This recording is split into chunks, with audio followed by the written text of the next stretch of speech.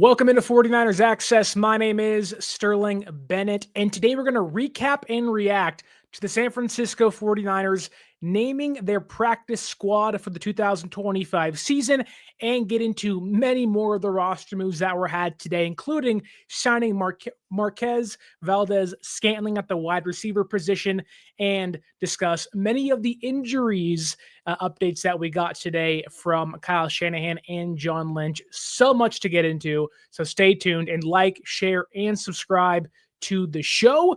And let's begin the evening with some housekeeping because, like I already said, General Manager John Lynch offered up a lot of updates in regards to the injuries on the roster as they currently stand. And I know a lot has been made of the injuries, who's in, who's out, who's healthy, who's not. But we got some good news in regards to Dominic Pooh and Yetur Gross-Matos. Both those guys are on track for week number 1, although Yetur Gross-Matos' status is a little more uncertain.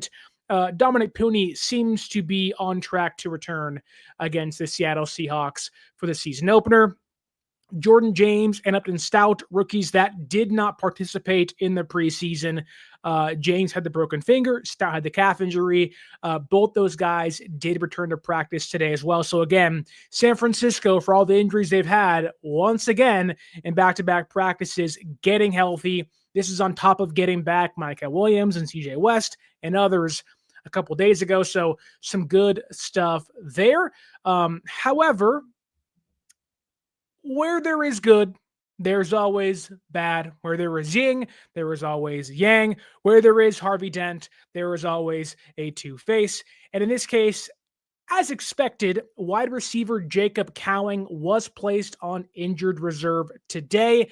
Now they are not locked into a decision to either bring him back or have it be season ending. They now have a choice, either one of those avenues for him, but they re-signed punter Thomas Morstead to fill his spot. And while we await another move to be made, San Francisco did sign, or I guess in this case re-signed, wide receiver Russell Gage to the 53-man active roster, a player that I assumed would have made the cut off the rip. Didn't happen. They cut him and they brought him back. So I don't know who gets moved there. I don't know who who gets cut to make way for Russell Gage. I kind of think that maybe Jordan Watkins may find himself on injured reserve. Didn't practice today. I know he should be back before week 6, 7, 8, but the first 4 weeks are kind of up in the air for him. Maybe he is an IR candidate, or they go and cut, say, a Luke Gifford and only carry 5 or 4 linebackers, and they utilize Curtis Robinson as the 5th one off the practice squad. A lot of moves still to be made, but those are the first chunk, the first wave, if you will, of the signings they have done after roster cut down day yesterday. Russell Gage is back. Thomas Morstead is back, and a lot of guys have returned from injury. However, I will say this. I've said it a couple times already, I'm not convinced that Cowing needs to be brought back, especially if he's returning around the time that Demarcus Robinson comes back and maybe Jauan Jennings is back. We'll get to him in a second because, oh my God, John Lynch did not seem happy when asked about him today. And then when Brandon Ayuk comes back, where does Cowing fit in there? If you have Russell Gage, which there's no ties to him, but you just signed Marquez Valdes-Scantling. What are the ties there? You're talking about bringing in Kendrick Bourne. Cowing could be a guy that doesn't play again for a second straight year. And in that case, he finds himself on the chopping block entering year 3, but that is a long ways away. Don't want to get too far ahead of ourselves, but we talked about the Isaac Guerendo stock being pretty low. That Zakelj Cowing stock is equally or maybe just above the Guerendo stock right now. It is also very, very low, at least in my opinion. But that brings us to the Marquez Valdes-Scantling signing. After roster cut down day yesterday, a lot of questions as to what San Francisco was going to do with the wide receiver room. We talked here on the show about some guys they could bring in. Obviously, they don't listen to me, which that's fine. Do what you want. But San Francisco did, or at least was connected last night to Marquez Valdes-Scantling. I believe Aaron Wilson was the one that connected them. He was choosing between San Francisco and Pittsburgh. We were kind of awaiting what San Francisco would do. Would they pivot? Would they not? That deal is official, although it hasn't been announced yet. John Lynch did say the deal is done in his press conference prior to practice this evening. But I've seen a lot of mixed reactions to the signing. And like the Sky Moore deal, I'm not one that is gung-ho for this. I think he fills a need in the intermediate. I think that Marquez Valdes-Scantling can provide something to the roster while you await to get back your bigger receivers, Ayuk, Jennings, Robinson, and maybe even Jordan Watkins. But he does give you a bigger body guy. He's a bigger dude, taller guy.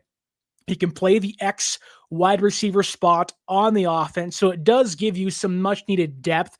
And he's a guy that, let's say you want to cut Russell Gage during the year and bring him back on the practice squad. You can almost keep MVS at the X, or at least keep MVS on the roster as a deep threat throughout almost the entirety of the season. So I do like the move because in one instance, it's a stopgap to get you to your guys returning.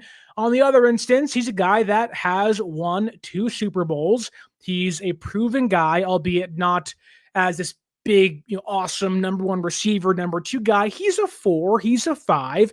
He's someone that can play in certain roles and excel, which when you look at his stats, it doesn't scream that. However, I think it's pretty obvious what his role will be in the offense. And I think it really comes down to, well, MVS clearly isn't your first choice to upgrade with who they had on the roster at the time, where you love Pearsall, has a very expansive route tree, but Gage, there was no promise you brought him back, albeit they did today. So that's 2 guys can run the NFL route tree. Jauan Jennings' status is up in the air. Is he going to be ready for week 1? You just don't know. But so if he can't, he's out. Then you're relying on guys like maybe Jordan Watkins, Robbie Chosen Anderson.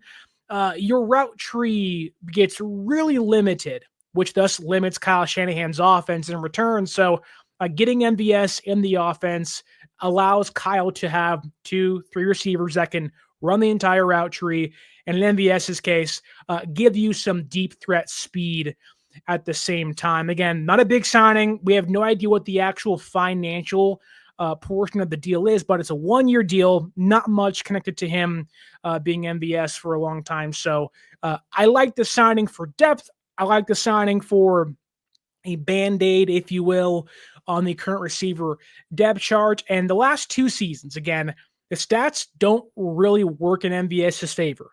And there is some things to like. 40 receptions the last 2 years, 5 touchdowns, caught 4 touchdowns last season, with time split between the Saints and the Bills for around 726 yards the last 2 years. So some inconsistencies for sure, but you do see 5 touchdowns is not too bad. Certainly more proven than Jordan Watkins, Robbie Chosen Anderson, Russell Gage, who was hurt last year for a long time. So it just gives you a more proven body in the room, in a room that was really unproven after cut down day yesterday. He gives you a deep threat, fills the X receiver need. And the beautiful thing about this is, yes, he's a deep threat, but his average depth of target was nearly 20 yards downfield. So he's a legit burner for your offense, which they've been trying to find. You like what Pearsall can give you downfield. You obviously love Kittle and Christian McCaffrey, but you're kind of hoping that when Ayuk comes back, you can get downfield deeper and extend your passing offense, but also Jordan Watkins, where with Watkins out, MVS slides in. It's a reason why you kept Robbie Chosen Anderson on the practice squad, give your offense some speed, and hopefully give you some verticality to your offense. However, the one big downfall to MVS is the drops are pretty evident, and it's a very big concern. He has 24 career drops in his tenure in the NFL with the Chiefs and the Bills and the Saints, and I guess a short stint with the Seattle Seahawks during this past preseason. So while, yes, he gives you speed, verticality, you can hit him in stride.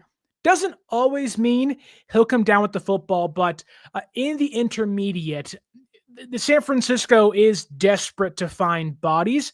Hence why you are seeing them have some interest in Kendrick Bourne and sign MVS here. Think of both those guys, if they sign Bourne, they already signed MVS, as just simple band-aids. Guys that can hold the fort down. They have no contractual ties to for a long time. It's not big money. Similar to, let's say, Brian Robinson, right? You trade a 6th-round pick for him. Washington pays half the contract. There is no, big financial tie to those guys. Now, you like what Robinson gives you much more than, say, MVS, but San Francisco is trying to bargain bin shop their way into band-aiding the receiver room, thus MVS being brought in. I like the move. It's not a big one. It's a small one, but it can give you something more than, say, Robbie Chosen Anderson or Russell Gage or Jordan Watkins or Malik Turner could. And it felt like yesterday San Francisco was going to be reliant on practice squad receivers to help make out the room. Now you're bringing MVS, and that doesn't seem to be the case. The other knock on this move is we don't really know what or who is getting cut to allow MVS to be on the roster. Again, you sign Gage, who is the person getting cut for that guy? You sign MVS, who's the person getting cut for MVS? I do believe, again, Jordan Watkins could be an IR candidate. If he's going to miss 4 weeks, put him on the shelf. You'll be fine. Give him time to recuperate, get healthy, and maybe in a month and a half or whatnot, he becomes less of a priority to bring back and more of a luxury of one of the 8 guys you can return during the season. But that's kind of a wishful thinking thought there.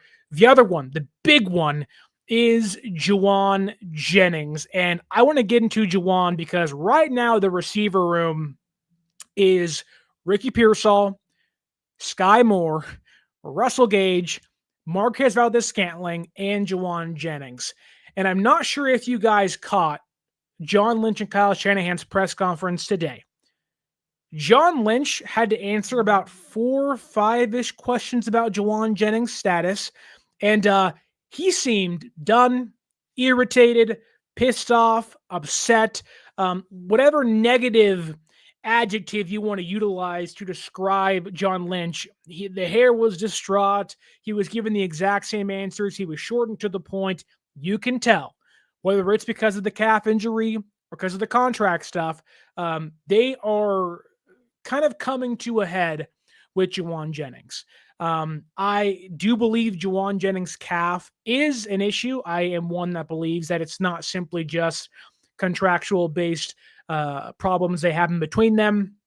However, they asked John Lynch, are you guys going to trade Jauan Jennings? He said, nope, not an option. Not going to happen.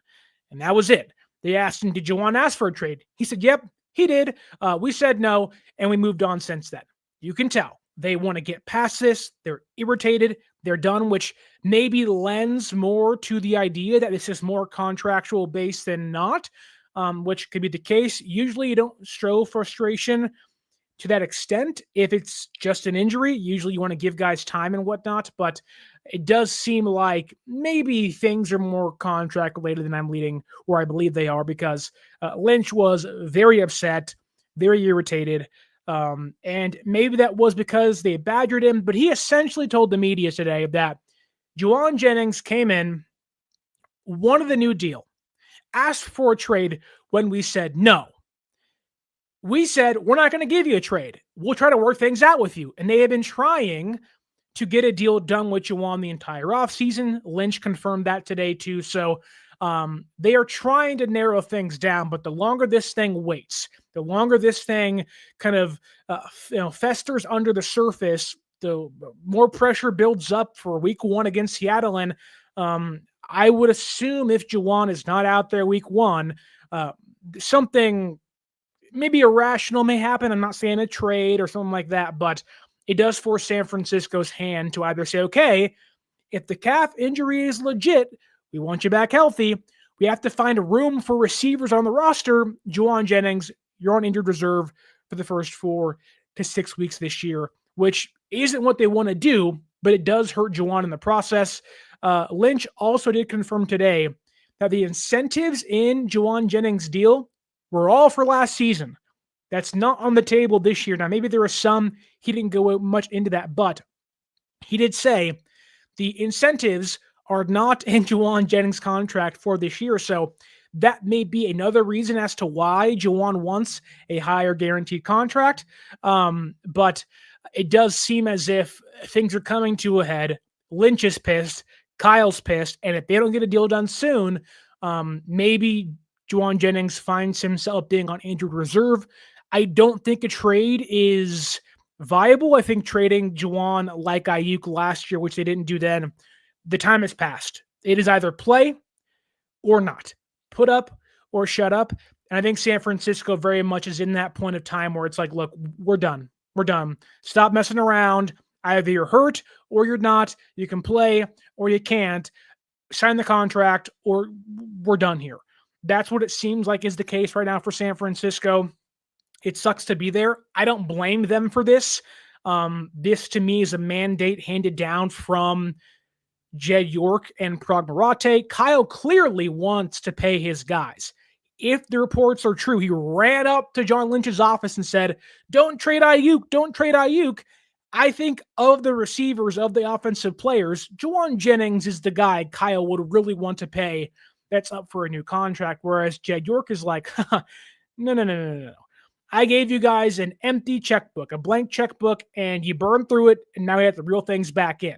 And I think Jauan is a unfortunate factor in this, or someone that is kind of facing the repercussions of Jauan Jennings wanting a new contract. The 49ers 2025 asks here in the YouTube chat, even if Jauan Jennings is put on injured reserve, would you want Jennings becoming a distraction on the sideline? Well, that's simple. One, I don't think Jennings would do that. I don't think Jennings would go that far. He himself has kept all of this private, right? This isn't Brandon Ayuk. He's not going on podcasts. He's not making things public. The only glimpse of things that may have been related to what's happening with the contract stuff in San Francisco was the Instagram story post he had a couple days ago where it was like, you messed with the wrong dude, whatever, which we don't know if that is contract related. Most guys laugh it off and say, I'm just having fun. Where Ayuk last year was going on podcasts and posting on social media, talking to TMZ.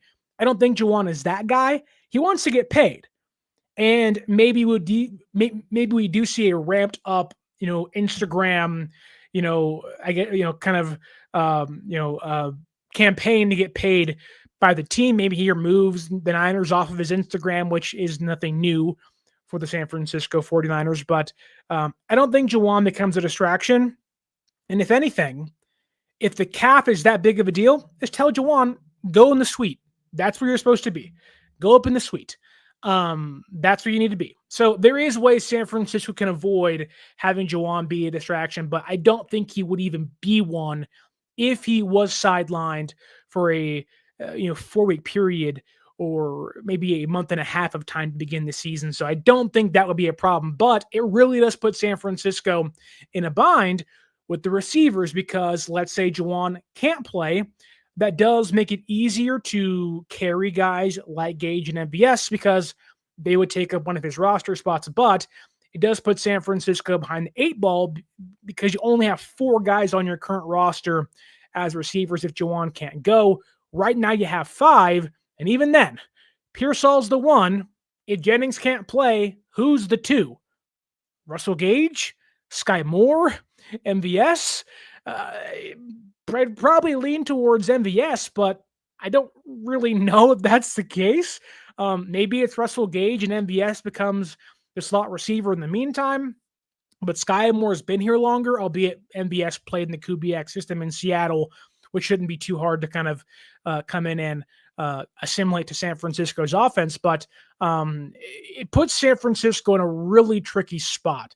And I think something has to be coming to a head with the offense as we speak. I do want to move along into the YouTube chat for 1 second before I get to San Francisco's waiver wire claim today, that being Jordan Jefferson, defensive tackle from the Jacksonville Jaguars. Kawachipto says, we are getting closer to having a real roster. Yes, we are.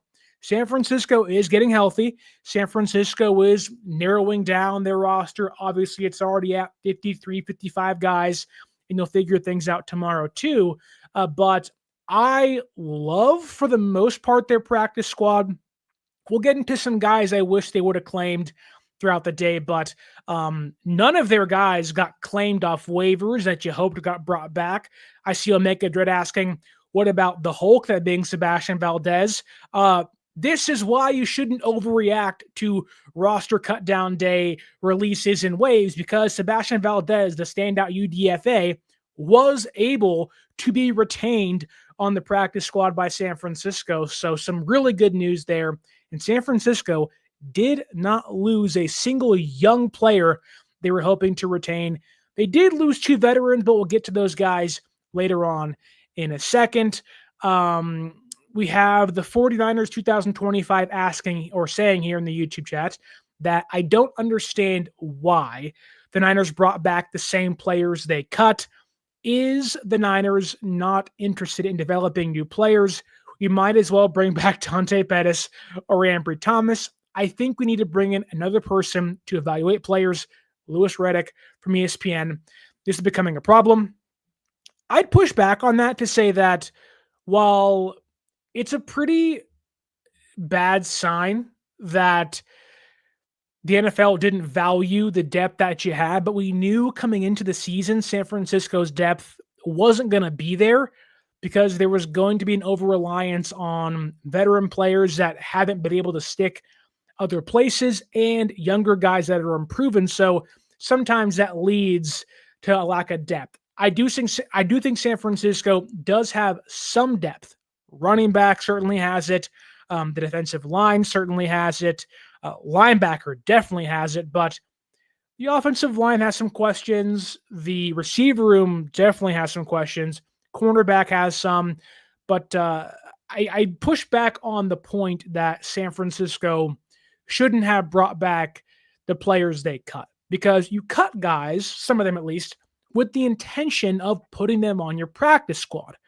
And I think San Francisco, when you think of evaluating players and having young guys on the roster, 10 of their 11 draft picks, or I guess 9 of 11, made the roster this year. The only 2 guys that were drafted and didn't make the roster was Junior Bergen, who was brought back on the practice squad, and Curtis Rourke, who is currently injured. So the entire draft class essentially is still within the organization. That's a really good sign if you are San Francisco, where you had to bank on these guys making an impact for you. And right now, they have done that for you. Sebastian Valdez, being a UDFA, a standout, comes back on the practice squad. You got to retain Jacob Robinson, another standout UDFA on injured reserve. And so I do think San Francisco overall, albeit have many questions left to answer, did a fairly good job with their young talent. There were some guys I wish they would have signed. Of course, there were plenty of guys I wanted to claim and sign to the practice squad, but sometimes those things don't work in your favor, and sometimes they do. I think being able to retain Sebastian Valdez was a big one for them right now. And also, even Corey Kiner, who unfortunately was injured against the Raiders, placed on injured reserve after that game, was let go today by San Francisco via the injury settlement. Even he was on the roster after cutdown day for, 8 hours or less. So I think San Francisco did a really good job retaining their young players. But other than that, I think in a year where San Francisco really needed to hit a home run with the draft, when 9 of your 11 guys make the roster, there's some draft classes, especially in San Francisco's recent years, where one guy remains of 7 picks. So obviously time will tell, who rises and who falls off the roster. But overall, I think they did a great job scouting talent and evaluating it, at least in this year's draft class as a whole. Let's continue with the next roster move San Francisco made early in the day after waiver claims. About 9 a.m. was when waiver claims were announced this morning on the West Coast. And San Francisco, surprisingly, claimed defensive tackle Jordan Jefferson from the Jacksonville Jaguars. And when I saw that, I said, are they really going to carry 12, 13 defensive linemen? Like that, there's no way they're going to do that. So you instantly say, who's getting cut?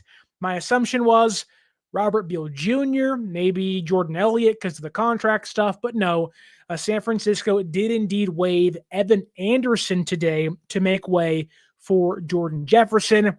It does seem like their plan is to bring back Evan Anderson on the practice squad, so if they can make that happen, no harm, no foul there. But a lot of people were asking, who is Jordan Jefferson? Who is this guy?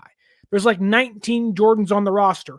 Jordan Watkins, Jordan James, Jordan Jefferson, Jordan Elliott. Who is this new Jordan they have on the roster? But to give you more insight, he is a 2024 fourth-round pick of the Jacksonville Jaguars out of LSU.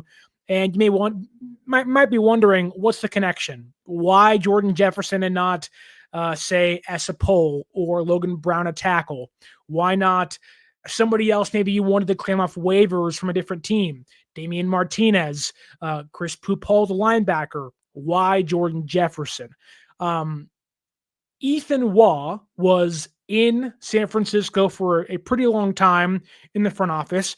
He left San Francisco to join Trent Baalke in Jacksonville, which saying Trent Baalke usually scares people away, but in this case, maybe helps San Francisco out because he knows firsthand about Jordan Jefferson being in Jacksonville's front office when they drafted him last year in the fourth round, because Waugh is now back in San Francisco after a stint in Jacksonville's front office. So he has firsthand experience with Jordan Jefferson. He's a 6'2", 316-pound defensive tackle, big space-eating two-gap player. And I know that I don't love swapping Anderson for Jordan Jefferson. I want to get that out of the way now. I would rather have Evan Anderson. However, I do think getting Jefferson in a new system, I do think he has the archetype to be a space-eating run defender where, say, next year Jordan Elliott's gone via free agency. Jefferson can step up and be kind of a depth role player for you where you have a lot of questions on the defensive line. I don't mind them rotating guys in and out of there. Obviously, you want the best guy to win, but with questions with, Alfred Collins' health Alfred Collins' pad level and Clea Davis's health and Jordan Elliott's consistency, I don't mind them swapping guys in and out, especially if you can retain Evan Anderson, who was a UDFA last year compared to Jefferson being a fourth-round pick. Clearly, there was a big, play level difference, being an FAU guy, that being Anderson, and Jefferson being an LSU. It seems San Francisco believes that Jefferson can give you more, at least as a run defender, immediately, where Anderson gives you really nothing as a pass rusher, albeit PFF was really kind to him for it. It just seems like Anderson was really good in a bad year for San Francisco, and they're trying to kind of push that behind them this season. So it does seem like that San Francisco values what Jefferson can bring to the table. Had a 63.3 run defense grade last year. It's not great. He had a 63.2 pass rush grade via PFF last year, but also not his forte. He's not as good as a pass rusher as Evan Anderson, but again, not brought in to be one. They have CJ West now. They have Alfred Collins now. You have a healthy Clea Davis now. It may have made Evan Anderson's role rather redundant, where San Francisco really wants to improve the run defense. And we saw during the preseason, the run defense really was not that great. So I don't mind a swap here. However, in preseason, the past couple weeks or so, Jefferson has a 64.8 run defense grade with 4 run stops, more than he had the entirety of last year. So you are seeing some growth rather quickly from Jordan Jefferson. Has a really good first step, and is somebody I think can match up against NFL centers, move him around, and kind of do a push and pull to get by him. So there is a lot of good things there with Jordan Jefferson being a run defender, being a space eater, and hopefully taking up double teams. You saw a video I put out on social media today on Twitter, maybe gave you a clearer indication as to where he would be as a run defender for San Francisco. There are some pitfalls, though. Leverage, a big concern for him, like any 6'2", 6'3", and I guess now for Collins' case, 6'5" defensive tackle. When you raise up and you lose leverage and guys can get to your chest, that's when your rep is over. That's when you lost, and it's really hard to find your way back into a play. So leverage can be a problem for Jordan Jefferson, and contact balance is also an issue. One first hit can kind of rattle him somewhat. So get him with Chris Kocurek, get him with a better strength and conditioning coach, strengthen his base, get his density higher. And I think Jordan Jefferson may be able to give you a little bit more against the run than Evan Anderson, but I really hope they can bring back Evan Anderson on the practice squad. I think the motto this year for San Francisco's defensive line really should be the more depth, the merrier, because a lot of unproven pieces, veterans and rookies. The more guys you have, you can push in and out of there and see what fits, the better. San Francisco, don't forget, despite having 9 draft picks on the roster, is still searching for answers on the defensive line. So you love Bosa, you love Huff, you love what the young guys can bring, but still, it's not just about this year. Yes, you want to win as many games as you can, but you are trying to build a fortified structure for years to come, and finding new guys off the waiver wire is never a bad thing. I think of it as what a rebuilding team would do in the MLB, right? You're on the waiver wire, you're trying to find these prospects that teams are trying to kind of sneak through, and you bring them into your system. And sometimes it's painful to lose guys you like, but thankfully, losing Evan Anderson is not that big of a loss if you can see growth from Jordan Jefferson with this defense this year. He'll probably be running with the 3s to begin, but there is room for growth quickly on San Francisco's defensive line. So I'm a big fan of the move. Just when it comes down to the semantics of it, I like the momentum, the motto they're going by. Just, hey, let's cram as much as we can into the defensive line this year and see what sticks. I like that from San Francisco this season. Before I get into the practice squad itself, I want to ask you guys to like, share, and subscribe to the show. And if you want to see San Francisco play in person, go to an MLB game. The playoffs are right around the corner, about a month and a half away. Who doesn't love October baseball? Or go into a concert. Or maybe your wife wants to celebrate Travis Kelce and Taylor Swift getting engaged in her own way. Go to SeatGeek.com and you can save yourself $20 off your first purchase by using the #1 ticketing app in America. I use it. My wife uses it. My parents use it. If you want a sporting event or concert ticket, go to SeatGeek.com and use promo code 49ErsAccess, 49 ERS ACCESS at SeatGeek.com and save yourself $20 off your first purchase. Okay, let's get into the title of the show. 34 minutes in to the podcast, because we have to discuss San Francisco's practice squad. When it was initially announced, I had a lot of questions, and I still have a lot of questions, but some things have become clearer for myself. I love and I am floored by the fact that San Francisco did get to bring back Sebastian Valdez. The entire fan base was pissed and angry that why'd they cut him? Why'd you keep Moody? Why'd you keep this guy over this guy? And why was Valdez not a priority? Sometimes patience is a virtue. Sometimes a risk is worth taking, and sometimes you get burned, and also sometimes you win. San Francisco, I think, did win with cutting Sebastian Valdez. I don't think it necessarily was the smartest move, because you could have lost him, but San Francisco lucked out. Nobody claimed him, It's a reason why yesterday I told you that I think you might pass through waivers. And also, there's a reason why other teams have guys they want to bring back of their own. There was a handful of waiver claims today. San Francisco obviously had one themselves, but not really a lot of movement across the league. You got to think 16 guys make the practice squad. Most players that are on the practice squad are in camp with that same team. So I think we make too much of roster cut down day cuts. Obviously, you want to keep guys you like in camp on the practice squad in case they're called upon, but it's a little too hyped up of like, oh, you're cutting Valdez, it's over. And you see what happens the next day. They bring him back. Was it luck? 100%, but sometimes it pays more to be lucky than good. So San Francisco does indeed get lucky in bringing back Sebastian Valdez. I also love they get to bring back linebacker Curtis Robinson. Love Curtis Robinson. I think he'll find his way on the actual 53-man roster this season. I don't know how long-lived Luke Gifford's time in San Francisco will be with the receiver issues they have. I think he's a primary candidate to get cut in the meantime.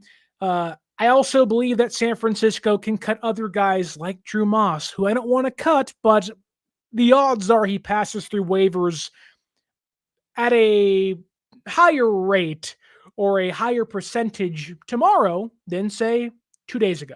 So I do think that there is a way San Francisco can cut some guys that maybe they thought wouldn't get past waivers on Thursday or Wednesday compared to Monday or Tuesday. So look out for that. But I do love Curtis Robinson being back. The practice squad is a great place for him. Veteran guy, knows the offense, can play Mike linebacker, can fill in at a really high level for them.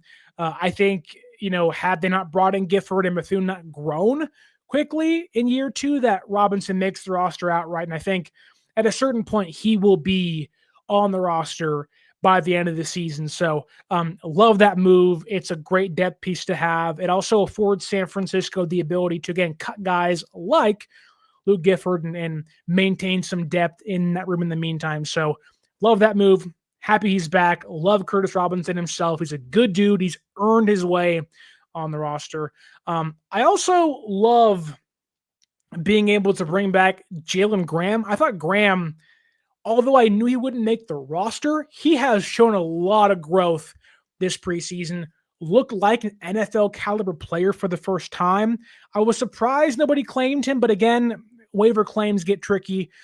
Some teams that maybe need a linebacker can pluck him off a practice squad, but I think San Francisco, like I said during the preseason itself, has a ton of depth at linebacker, and that persists and continues on the practice squad. So happy they brought back Robinson, Valdez, and Graham. Also, very happy they got to bring back Junior Bergen. Now, Bergen is not going to give you much as a wide receiver. He's not going to give you Pro Bowl caliber return man's, I guess efficiency to word it that, or production. But I saw some folks complaining on Twitter and social media. And I know John Chapman does not like this move, and I love John. We just happen to disagree here that when you cut Dallis Flowers and don't bring him back in the practice squad, and I don't really know if Sky Moore is in it for the long haul once San Francisco gets back their bigger name receivers. And you have Isaac Rendo, who seemingly is kind of probably going to be the RB3, RB4 at one point this year, and is designated as a special teamer early in the season. He'll probably be a return man. So I don't mind bringing back Bergen. I think it's a luxury to have him there. I think also, like I already kind of laid out, they don't have a real return man. And having him out there in case somebody goes down or has an elevation hurts nobody. He doesn't have to be activated every single week. It can be week 1 through 3. He can sit on his hands in the practice squad and grow. And when injuries culminate, maybe he gets called up. I think he's a guy, again, that would benefit from being on a roster that didn't have so many receiver injuries. But San Francisco cut Dallis Flowers, who was their number 2 kick return guy during the preseason. They also brought in Sky Moore, who, again, I just don't know how long he lasts on the roster. So I think it's a good move. What does he give you as a receiver? Nothing, but he was never really supposed to. So it's more of we have 16 spots on the practice squad. Nobody else really values you, but we may actually need you at some point in time. So I like the move. Bring him back. I'm happy for him, and happy San Francisco got to retain the final piece of their entire draft class. Every single one of those guys made the roster, and a UDFA also made the roster. So a lot of young guys on this roster currently that I love. Papa J says here, Bergen dropped the ball against the Raiders and the Chargers. Again, as a receiver, not a thing. He's not going to do stuff for you, but as a return man, I get it. He muffed the punt. I don't think he had a single muffed punt in college. So I do think, well, yes, you want to clean that up. And no, I don't think he is Ronnie Bell, Papa J. Ronnie Bell, like, as someone that was in practice or at practice every single day that Ronnie Bell was in San Francisco, his hands were terrible in practice. His hands were atrocious in practice. It was to a point where I can see why you retain Junior Bergen, right? Fairly sure-handed on returns, albeit the one mistake against the Chargers didn't, do much for you. But Ronnie Bell was a disaster everywhere he played. Where I think Bergen, as a return man only, could maybe give you something. And again, Bergen, I think, only dropped one punt in the preseason, the big muffed punt against the Chargers. So I do think that he's probably going to get called up at some point and play a role at some point on special teams, which I don't think is a bad thing. He's young. I do like him being brought back, though, on the practice squad. Also a big fan of the return of Trevis Gipson. Had a really good preseason. I didn't think he made the roster, but depth piece, a guy that has and been more proven than most on the roster in regards to depth. Had a handful of sacks a couple of years ago, I think, in Chicago. Been around for a while, I think like 8-7 years in the NFL. This gives you a veteran piece alongside younger guys like Sebastian Valdez, or in the case where Bill Jr. doesn't come together and doesn't improve in year, 3 or 4 now? And then if Yetur Gross-Matos isn't back soon or the injuries pile up, Gipson can provide valuable depth, albeit not playing much on the defensive line. So I like bringing him back. I thought he had a really good preseason, so love that. I do like the Sincere McCormick signing from the practice squad. San Francisco also saw him in the preseason. The one thing I'll say about Sincere McCormick, while San Francisco didn't retain Dallis Flowers, they lost Chaz Surratt to the Seahawks, who signed on their active roster today, and they also lost Jeff Wilson Jr. That to me sucked. I didn't love losing Jeff Wilson Jr.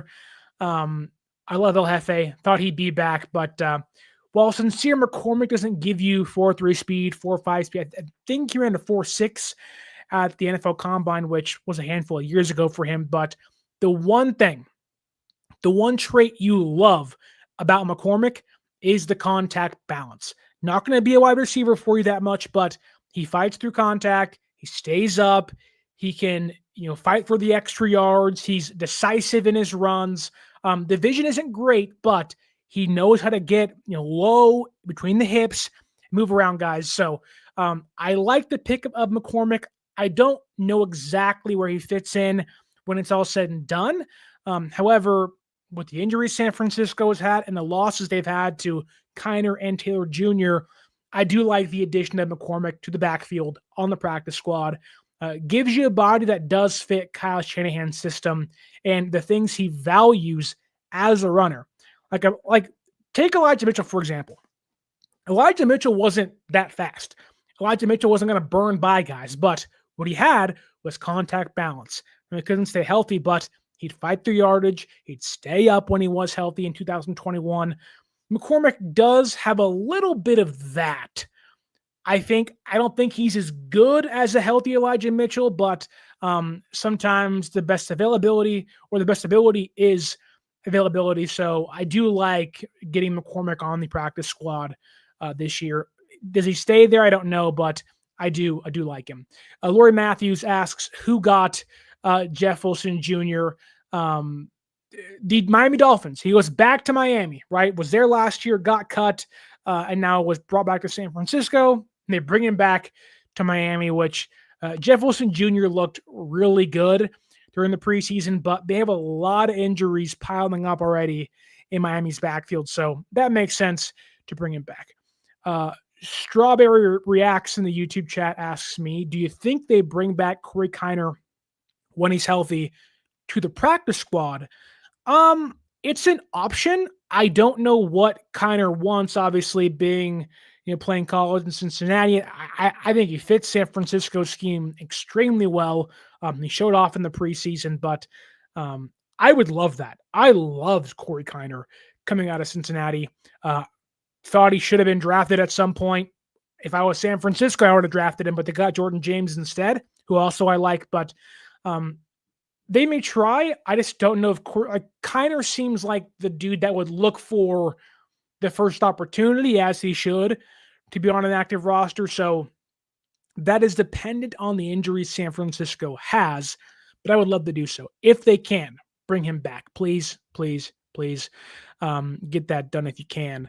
49ers, they also are going to sign quarterback Adrian Martinez to the practice squad as their emergency third quarterback. They did get to retain Carter Bradley and Tanner Mordecai on injured reserve. So IR has become a stashing field for San Francisco's young and unproven players, but they have two quarterbacks already on injured reserve, Bradley and Mordecai, and they do sign Adrian Martinez to the practice squad. He wasn't at practice today.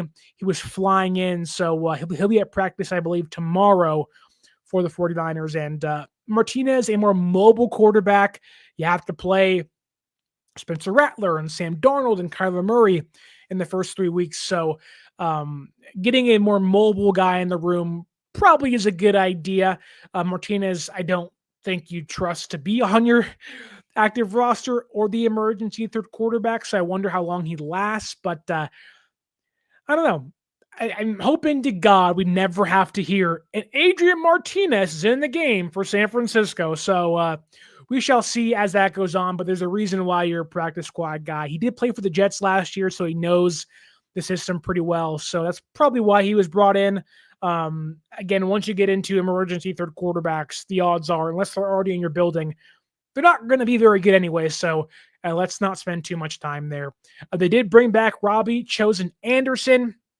That's a good move. Veteran receiver. He'll probably be elevated at some point the first 3 weeks of the season. And they also re-signed Malik Turner. Give or take. Don't love that.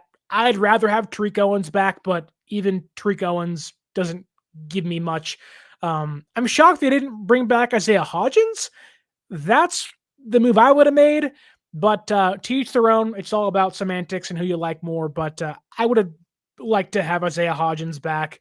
But they didn't do that. So I didn't see him sign anywhere. So maybe he got picked up and I just didn't see it. But they also brought back Brayden Willis. No shock. Knows the offense. Knows the system.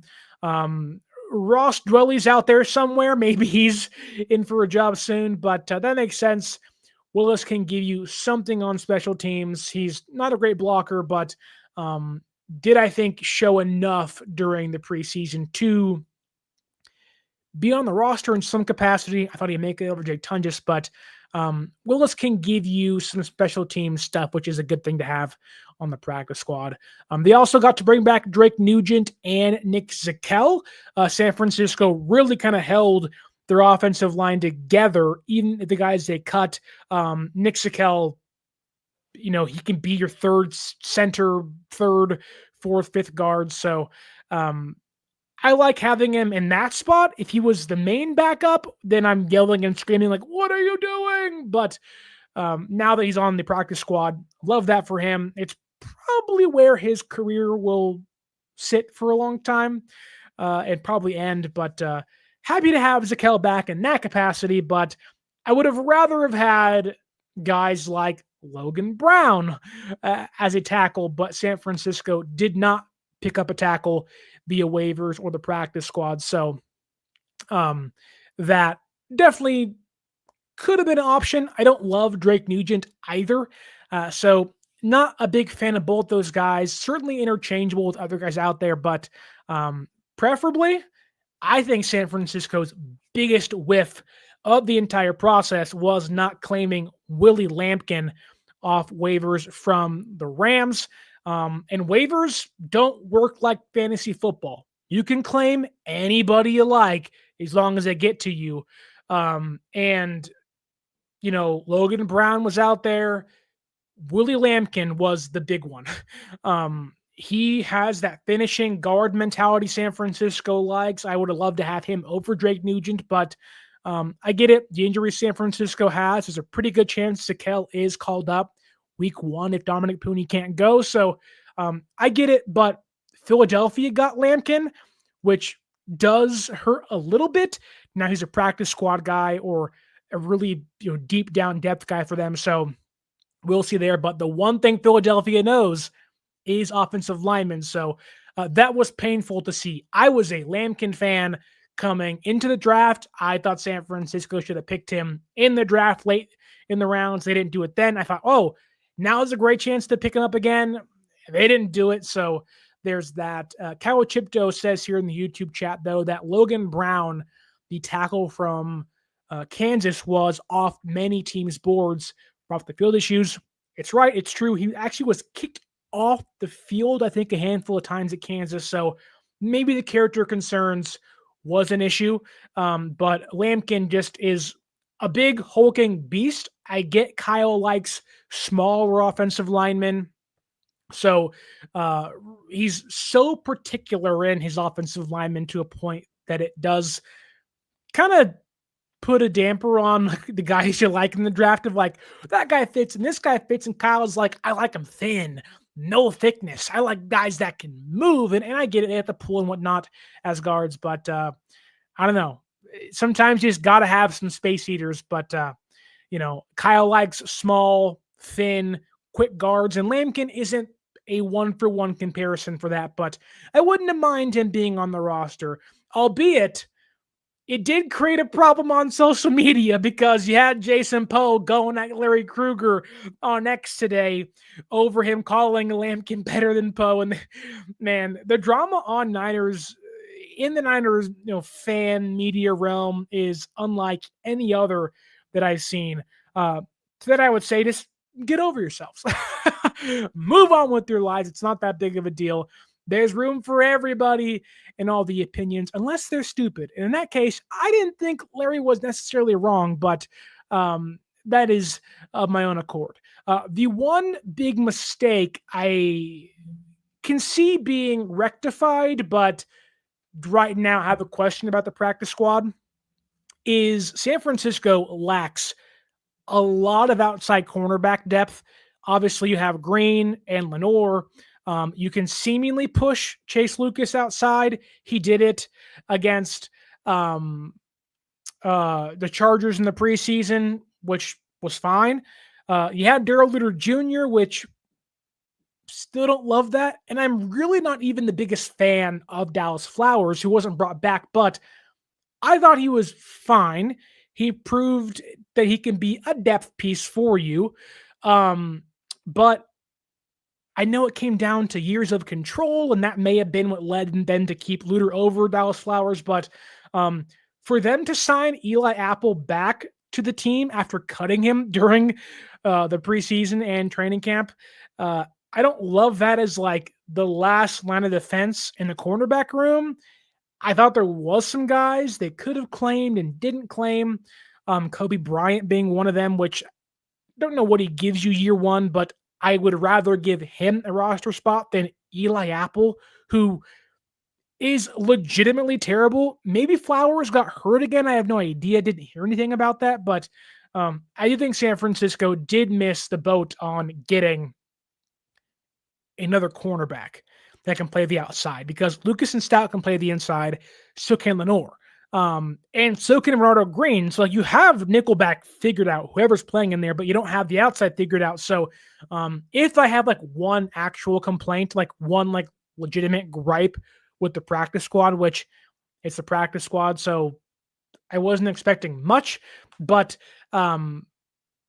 I really do think San Francisco needs to find another outside cornerback. It can be a veteran, it can be a young guy, but somebody you trust a little more than Eli Apple. I think they were hoping that would be Jacob Robinson, but he's on injured reserve, so that sucks. And in that case, though, you got to find somebody else because I just don't love where that room is currently at. I like the guys at top, and I love Lucas, but after those guys, you have Saran Neal. I like him too, but would prefer he be on special teams only. Maybe they see something in him that I don't, but yeah, I just think the outside cornerback depth spot is one of an actual concern for San Francisco. They also brought back Derrick Canteen and William Bradley King, two guys I can't say much about. I like Canteen. He's young, unproven, but the coverage skills were certainly lacking during the preseason. They did, in my opinion, lose out on some really great players. I was begging and pleading them to claim Esa Pole from the Chiefs. They cut him. I wanted him to back up Colt McKivitz this year on the right tackle spot, but the Jets, who were in front of San Francisco on the waiver claim, they claimed him instead. So San Francisco lost out there. Also, a wide receiver, Trey Palmer, was claimed by the Saints, 2 spots in front of San Francisco. I wonder if that would have been the target for them. That sucks. Too much said on him. I already talked about Lampkin. He went to Philadelphia. Then Kobe Bryant went back to the Falcons. I do think of the group, there were 2 guys I would have loved to have had that were cut by NFC West teams. Linebacker Chris Pooh Paul, big fan of his from Ole Miss. Smaller arms, so it may have, kind of has the T-Rex arm syndrome where can't get into passing lanes very well, but love what he brings to the table. However, San Francisco being too deep there may have been an issue. Graham and Robinson are far and away better than Chris Paul now, so I don't mind that. However, he did, I believe, sign with the Seahawks. There is some conflicting reports there, so you never want to see guys that you like go to a rival, so that does stink in itself. The other guy I do think San Francisco really should have claimed, or at least signed to their practice squad, was Damian Martinez, running back from Miami. He was drafted by, I believe, the Seahawks, or at least on their roster during the preseason and training camp. They had a chance to claim him or even sign him after he was cut yesterday. They didn't do so. I thought he would have been a heck of a practice squad running back, but he is now back with the Seattle Seahawks. And maybe there are some guys they can still bring in. Logan Brown, already talked about him, but maybe the character concerns are a problem. Maybe at wide receiver, if they're not too maybe keen on Malik Turner sticking around.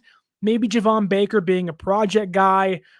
I think he would give you more than, say, Isaiah Neyor would with the Packers practice squad, who was in San Francisco for a short period of time. Then I think a big one is Caden Prescorn, a tight end. He is a catching machine. I loved him out of the draft this year. He's a free agent currently. I think getting him in the building, that to me is a better option than Brayden Willis. Maybe not now because special teams is an issue for Prescorn, but I do think if you carried Mason Pline last year, I would not mind carrying Caden Prescorn this year as your second tight end on the practice squad, which San Francisco is still kind of configuring everything, so we shall see the moves they make, but I would love to get Caden Prescorn in the building as a receiving tight end because San Francisco, I do think, lacks that behind George Kittle. You have Luke Farrell. You like him as a blocking guy, kind of. And Tungus is a more receiving tight end than Luke Farrell is, but you want a legitimate receiving tight end. Caden Prescorn, I think, can be that for you at a very, very cheap rate off the practice squad. And that brings us to the final topic of the show, because we've already talked a lot about the receiver room, but I do want to discuss shortly here the potential reunion with former San Francisco wide receiver Kendrick Bourne, because it does feel like San Francisco is wanting to make another move at wide receiver. I've already said plenty of times today that Jordan Watkins can be on IR. Jauan Jennings' situation complicates things for John Lynch and the front office. According to Matt Mayoko of NBC Sports, who is very tight end with San Francisco and what they want to do as an organization, he said, and I quote here, they have high interest in a reunion with Kendrick Bourne. Now, on paper, who doesn't love Kendrick Bourne? The energy is great. The attitude's off the charts. I loved having KB in the building. He is a tremendous person. He's energetic. He's infectious. It's just good vibes all the time. He's dancing, having fun. He brings this happy-go-lucky charm. He's like the Hunter Pence of the San Francisco 49ers, or in that case, maybe George Kittle's the Hunter Pence. And Kendrick Bourne is the Andres Torres back in 2010, dancing, having fun, wearing the chains in center field. Like, he is just a ball of energy and a good time. You have to have those guys in a locker room. And San Francisco has been known to have those dudes, mainly George Kittle, Nick Bosa, Trent Williams, albeit Kittle is one of the most energetic guys in the entire league. You have to have some guys that can keep rookies' heads straight, keep guys on track, and keep guys accountable. Kittle is one of the best guys at doing that. So is Purdy, albeit Kittle, again, being this kind of Energizer Bunny type person. Kendrick Bourne feeds into that George Kittle stream of energy, and I think can bring that to the roster. However, despite everything Kendrick Bourne can do for you off the field, in the locker room, I do think knowing the offense certainly helps him in regards to kind of jumping in on day one. He knows Shanahan's offense, played in it for 3 seasons, got paid because of his success in Shanahan's offense, was a pretty key piece in that 2019 championship run. I do think that a lot of it makes sense. I do question, one, how much money Kendrick Bourne actually wants. Apparently, there was a trade in place with the Vikings to trade him out there to Minnesota, and he wouldn't take a pay cut to get it done. So they cut him outright. He asked to get cut and say, look, I don't want to go to Minnesota. Maybe that wasn't the case, but he did not want to take a pay cut. Okay. If you don't want to take a pay cut, what do you want to sign for? San Francisco is not in a spot to sign guys to $6 million contracts in the receiver room, knowing that the odds are, again, MVS and Bourne probably wouldn't stick around the entire year once Jennings, Ayuk, and Robinson come back. So it certainly slides down those, in Bourne's case, maybe more expensive options on the depth chart, which San Francisco probably doesn't want to do. On top of that, I do think having, if healthy, Robinson, Jennings, and Bourne, that does become rather redundant. I do think that Kyle can make that work, but Shanahan isn't known to want to play more than 3, at times at the most, 4 wide receivers. So if you have Ayuk out there, and you have Jennings, and you have Robinson, and you have Pearsall, MVS ain't playing, and Kendrick Bourne's not playing. So I do think it does make San Francisco rather redundant. Now, maybe Bourne and San Francisco, kind of use each other. Bourne proves he's healthy, which, again, that's also a question. He has been hurt the last 2 seasons. He said he's healthy. They may think he's healthy, but I don't know. It's, if San Francisco signs Kendrick Bourne, to me, as Fish and Chips says here, that presser, Kyle and Shanahan, or Kyle and Lynch, looked like JJ won't be back. If they sign Kendrick Bourne after already signing MVS, that to me is a very clear indication. whether it be contract-related or injury stuff, that they're expecting Jauan Jennings to be out for a significant period of time, because that is a redundant type of player to have in your offense. Now, Jauan is the best one of the group, but you don't have Jauan and Robinson and Bourne taking up space. Those are three of the same guys, kind of built out of the same cloth, albeit Robinson is a more expansive route tree runner and a faster player. They just feel rather redundant, and the price tag may not add up. But I think if they bring in Bourne, that's a really bad sign for Jauan Jennings, maybe Jordan Watkins. They're just in this weird spot where I see the desire to add a body to the room, but you have Gage, Pearsall, MVS, Sky Moore. If Jauan's a problem, you have Robbie Chosen Anderson. It's only 3 weeks to get Demarcus Robinson back. You have, Malik Turner. Like, you can survive, in my opinion, without Kendrick Bourne for 3 weeks. I get you like the guy, you want the guy in the building, but I'm just not the biggest fan of that. It makes sense, scheme fit, vibes-wise, but from a financial standpoint, there's a question mark there. And again, if you sign Kendrick Bourne, not a great look for the future of Jauan Jennings in San Francisco. So maybe Fish and Chips is right. The vibes were off in the press conference today, but not loving the idea of bringing back Kendrick Bourne. Not surprised there's interest, but would not love to bring back KB, simply because it means something bad is happening with Jauan Jennings, which, if it's injury stuff, that stinks. And if it's contract stuff, he's probably getting traded at that point. So, again, another massive question for the Niners to answer in the next week and a half or so. I'm hoping things with Jauan work themselves out. This is kind of the last week to get things done with the contract. So I'm hoping, fingers crossed, hoping. I don't want to have a Jauan Jennings, Nick Bosa situation where he signs on Thursday and plays on Sunday and isn't very good. Don't want that to happen. He has to practice leading in to week one. So despite getting a clearer picture of the roster the last 2 days, he had cut down some practice squad. The receiver room is still a massive question. It's a mess. Figure it out, please. Figure it out, please. But I'd rather get new bodies in that room, fresh legs.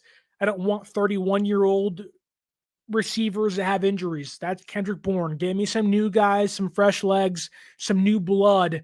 Don't try to just go back to what works, because sometimes it usually stops working. So I don't really want to bring back Kendrick Bourne, albeit I love KB. Just it feels like the time has run its course and it's time to move beyond KB as a potential option for San Francisco. That said, I want to thank every single one of you in the YouTube chat: Fish and Chips, Kawachipto, Jedi, Strawberry, Papa J, Lori Matthews, so many more of you. Fish and Chips, the 49ers 2025, Omega Dread, Joseph Ernberg. Again, you guys are awesome. You guys are great. I appreciate every single one of you. Hope you guys watching or listening on the audio podcast can like, share, and subscribe to the show. Leave us a 5-star audio podcast review. It is the freest, easiest, and most simplest way to help us out on Apple, on Spotify, and or Google. You can also follow us on social media at 49ers_access is the X for Twitter. 49ers.access is the Instagram. And use promo code 49ersaccess, 49 ERSACCESS at SeatGeek.com to save yourself $20 off your first purchase. Tell me down below, what should San Francisco do with the wide receiver room? Are you pro Kendrick Bourne? Are you anti-resigning Kendrick Bourne? What do you make of the practice squad? Are you happy they brought back Sebastian Valdez? Who do you think they should have claimed off waivers today on top of Jordan Jefferson? Tell me down below in the comments. And as always, my name is Sterling Bennett. And until next time, episode 3 of Cover 3, a YouTube exclusive coming your way tomorrow with Dre Area Sports and 49ers First Takes right here on 49ers Access. And until then, I am Sterling Bennett, and as always, stay faithful.